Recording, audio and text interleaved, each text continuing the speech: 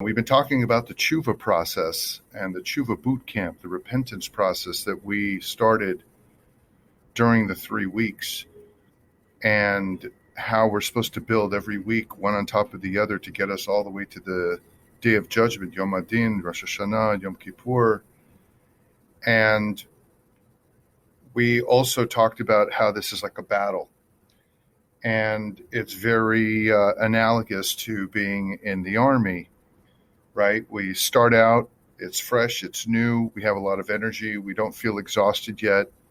We like how we're looking in our uniforms. We're feeling very machismo. And the first thing we learn is how to stand up to the evil inclination, know it when it's coming, know where our lusts and our desires are pulling us away from progressing, pull us away from accomplishing. And we begin to become more cognizant of how weak we really are. And we're told to go ahead and stand up to those things that draw you away and do the sur meirava, say tov, the jab and the punch. We learn some hand-to-hand combat. We get a little confidence. But we're told that HaKadosh Baruch Hu becomes so happy when he sees us put one foot in front of the other and take these baby steps. So the following weeks in Parshas Akev, we started talking about how important it is to focus on the little things and begin to march and begin to fall in line. And what also happens in that process is each of us realize that we have a different tafkid, we have a different derech, we have a different line and a different role that we have to walk and accomplish in our life. And the challenges that we have are different from the challenges than the next person. And the brachot and the blessings that we have are different than the person next to us. And each of us have to hone those skills and compensate for our weaknesses. And that was the message that we learned last week from Parshat Akev. And now we're into Parshat Re'eh. We're in the middle of basic training. We're tired. We're living in the field. We're eating out of cans. We're sleeping in the dirt. We're learning how to fight. We're learning how to shoot.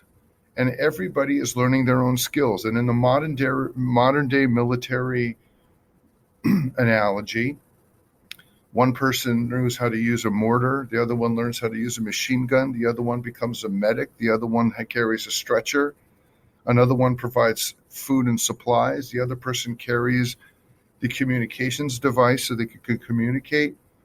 Everybody plays this role, but we somehow come together as a tzevet, we come as a unit, and that we begin to rely on each other. And this is the message that we get out of Parshat Re'eh. The pasuk starts, Re'eh anochi noten lifnechem hayom bracha u'klala. See, he uses the word see, vision, as opposed to feel or know. He uses the word see, that God is going to put before you brachot, blessings, and klalot, curses.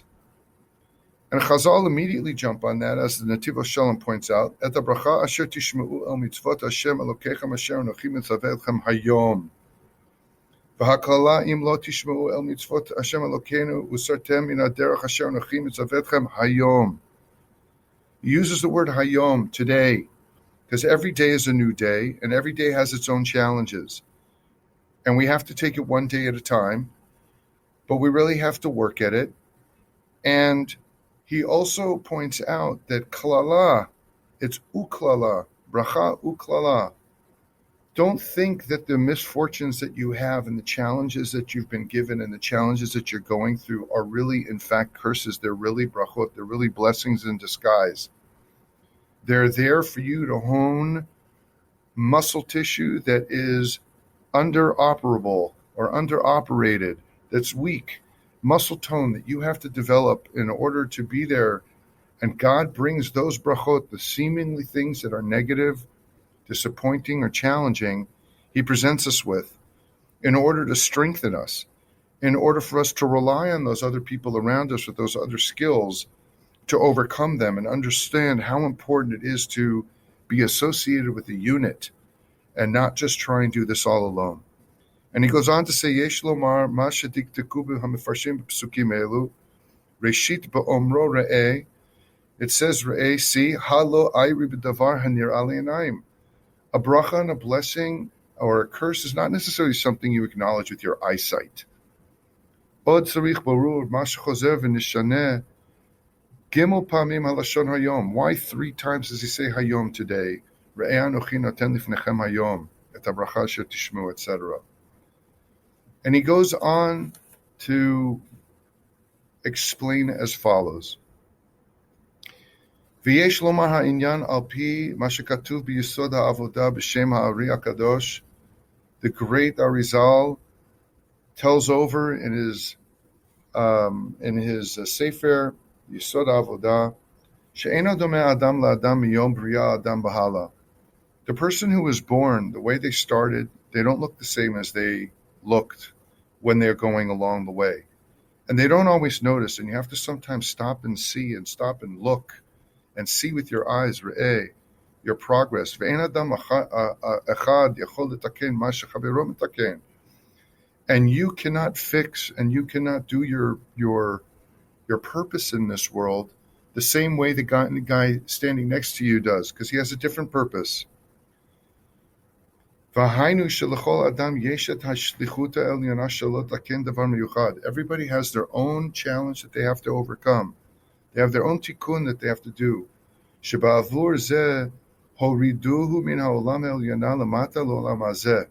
That's why he put you on this earth. And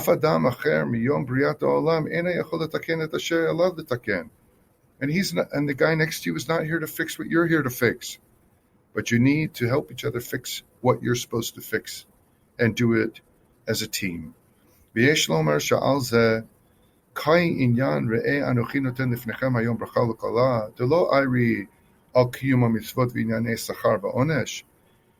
tell us that this is something that has to do with schar va'onesh, with crime and punishment or reward.